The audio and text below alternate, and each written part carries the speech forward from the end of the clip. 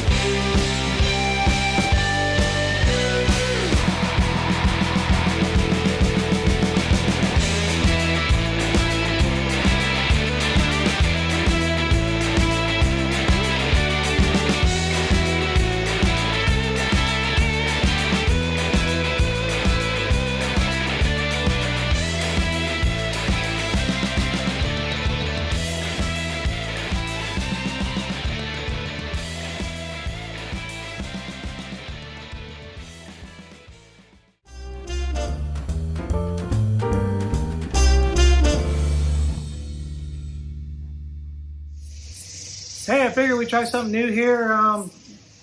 See how it goes. A couple videos ago, I talked about having to store all kinds of stuff in our shop. That's why I'm out here and not in there. And so half the stuff, I don't even know what's in these boxes. We've been slowly going through them, and that's pretty cool stuff. I figured, you know, instead of just putting it on the shelf, I'd kind of, you know, share.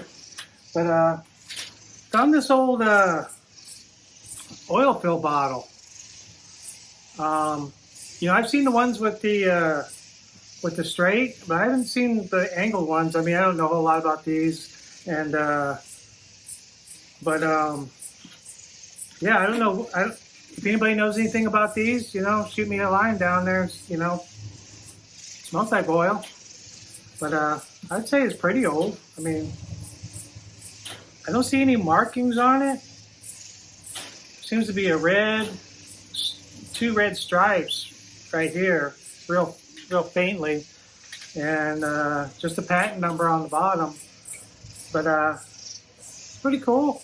We'll put it up on the shelf, display it, and we'll hold on to it till next person. And oh yeah, these are cool, man. Cool. I've been looking for these, and I know I had one, but I didn't know where.